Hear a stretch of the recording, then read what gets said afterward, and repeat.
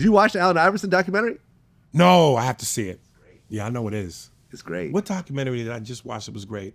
Oh, the Being Eddie Murphy. Yeah. Yeah. What'd you think of it? I thought it was great, especially if you're an Eddie Murphy fan. Yeah, no, look, I'm a super fan. And with him being involved in it, you could tell that he controlled Oh, absolutely. Like the the Last whole Dance, thing Michael from top Jordan. to bottom. You Yeah. know, the whole, like... Yeah. You wasn't going to hear the tranny story. Yeah, the tranny story. I was about to say that. No.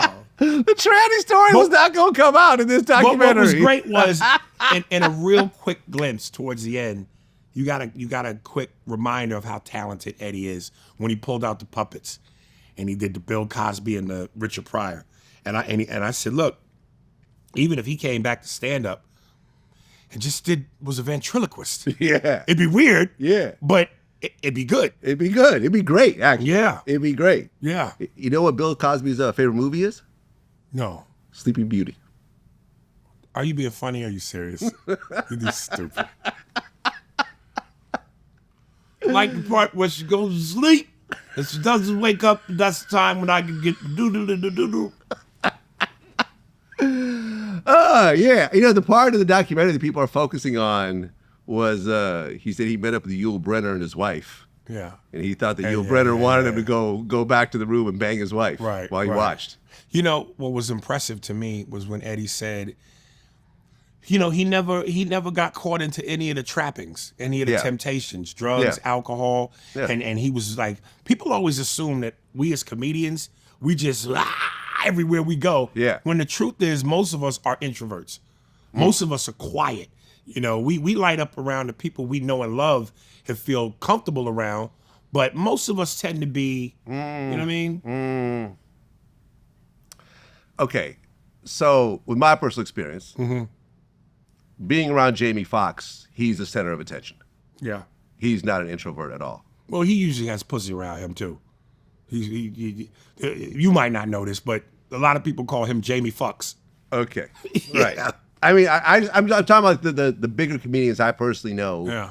Being around them. Tracy Morgan is very much a center of attention kind of guy. Mike Epps, very much a center of attention kind of guy. This is the part where I keep telling you don't listen. Did you hear what I said? You said most comedians. When they're around people they know and trust and like, they open up. Okay. But to people who they don't know and trust and like, they're very reserved. But isn't that like most people in general, though? No, because some people are the life of the party no matter where they go, no matter who they know or don't know. DMX. What about him? Life of the party. And everywhere he went. Well, it helps when you got cocaine in your system. It helps push that out. Yeah, man. Okay. Top 5 Eddie Murphy movies of all time. Let's go. Oh, God. Let's go. I'm going to take out, do you want to do it in order or is that going to be too hard? No, your order is 5, whatever your order is, your order. I mean, you don't have to. No, I'm saying, are you going to order them from? No. Yeah, exactly. No, I'm just going to That'll say make top it too 5. hard, exactly. So top 5 Eddie Murphy movies of all time, period. 48 Hours, Trading Places. Okay. Beverly Hills Cop. Which one? 2. 2. 1 is a classic also, so 1. That's 4. And Coming to America. Okay. See, I would have to an honorary mention. Yes. Another 48 Hours. Okay. As number 6. Okay. See, with me, I cannot make a top 5 list for Eddie Murphy movies without having Boomerang in that list. Now, before you finish your list, I respect it, but we talking about...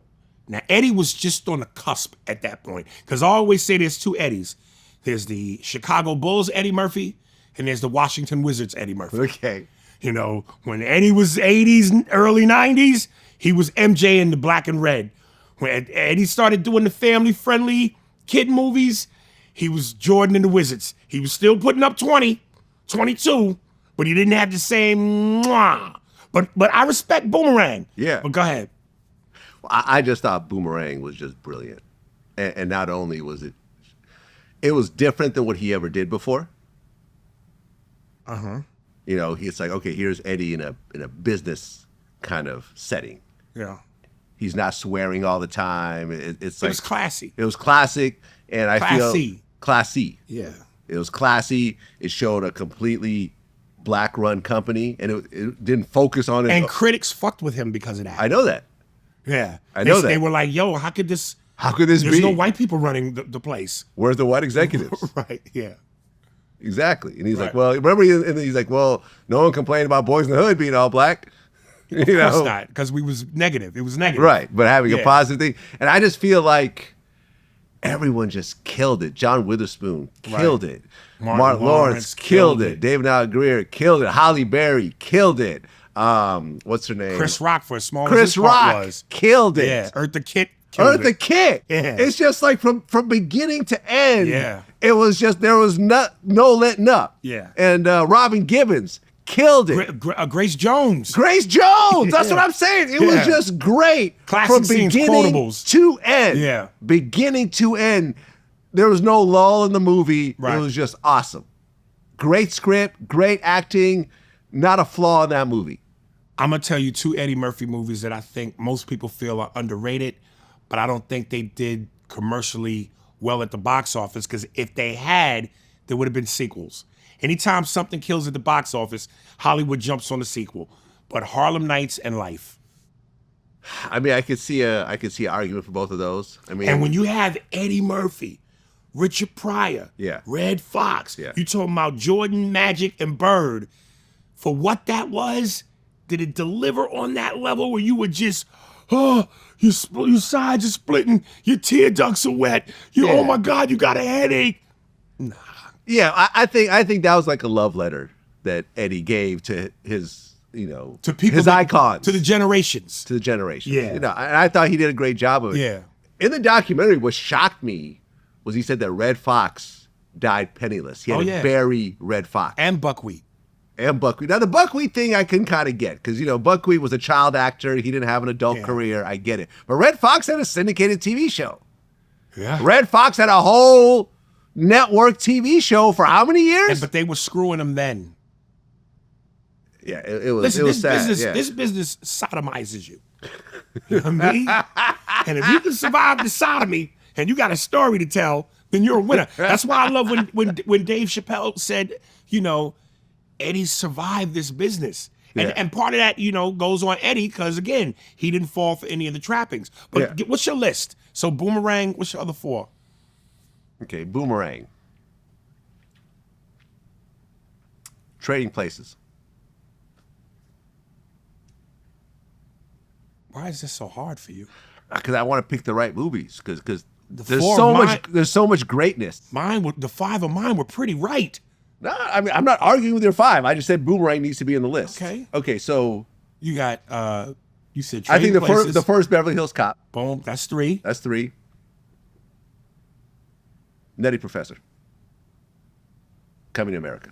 There we go. Because I feel like you have to show the brilliance of Eddie doing multiple characters. You got that covered with Coming to America with the Barbers. I know. So Nutty Professor is the only one that you're kind of because I like Nutty Professor, but Coming to America, like That was Boomerang, much better, yeah. The performances, the much cast, better. Yeah, no, Coming to the America was quotables. flawless. Here's something Eddie I think should have done that I wish he had done. Did a whole movie about the Barbers, where the Barbers were the star. Do a whole movie of life where it continues with Claude and Ray Gibson as old men. Yeah. Because some of that banter between Martin and Eddie as the old men, oh my God. Oh, did you ever see the outtakes of that? Mm-hmm. This is the brilliance of Eddie Murphy. So at one point, him and Martin are in the period piece car, and they're driving on a long highway road where, they are the only car what feels like for miles. And at one point, as they're shooting the take, Eddie's cell phone rings in the car. So Eddie picks up the cell phone. He goes, "Yeah, how you doing? No, I know it's 1926. I'm the first one to have this." And then there's another scene where he, in the movie, him and Martin are arguing, and then Eddie ad-libs, and he goes, "Say something else. I'll pull this car over and whip your ass. It'd be 45 minutes before somebody come up." Dude, have you ever fought for 30 seconds? Yeah. You get winded. Yeah. That nigga said for 45 minutes, Right. he's beating your ass till somebody comes up. Oh, God. One more thing before we get off this topic. Yeah, go ahead. I wish to God, and Eddie Murphy, and here's the thing. It was funny when they said, one of Eddie Murphy's favorite shows because he's at home a lot is Ridiculousness on MTV. And sometimes when you hear that celebrities watch certain shows, it almost takes you aback because you go, damn, he watched that? So you never know what people are checking out. When Eddie mentioned how he was like, I kind of wanted to get back into stand-up, but then COVID happened, and I saw the footage where D.L. Hewley passed out at the Nashville club, and I was like, I ain't getting back out there. So again, you go, wow, Eddie's looking at the internet. Yeah. So Eddie, if you ever see this, nigga, please put back your original laugh. I hate this new laugh he does. Give us the classic. And he said he stopped doing that because he felt like it was becoming bigger than him. And he didn't just want to be known as a laugh. Dude, that's your iconic. Yeah, that's your laugh. That's your laugh. Right. We know Eddie Murphy when we hear that laugh. Why would you get rid of what makes you part of what makes you an icon for that bullshit gackle? Oh, that's like Jordan Duncan with his tongue in his mouth. Come on, man. While you're talking, I was thinking about it. Nutty Professor or 48 Hours. No. It's hard. That would be the one I'd have to switch up. I'd have to take out Nutty Professor and put in 48 Hours. Oh, yes. That's the classic. That started it all. No, it's a great movie, but they're both great movies for different reasons. Yeah, but that 48 Hours is Michael Jordan when he won his first 3 championships. Right, but Eddie Murphy playing the whole family. Brilliant. But again, you get that in Coming to America, which to me is the better movie. It is the better movie. What is this, Velvet? Ha ha. Come on. And the fact that you didn't even know that was Eddie till they told you at the end of the movie. Right. Most black dudes in whiteface look ridiculous. Yes. Like, ain't no white boys with nigga KRS-One noses. Well, yeah, like for example, Dave Chappelle doing whiteface. It's terrible. It's Dave Chappelle in whiteface. But when you have Rick Baker doing the makeup, who's an Oscar-winning makeup artist, exactly, come on, man.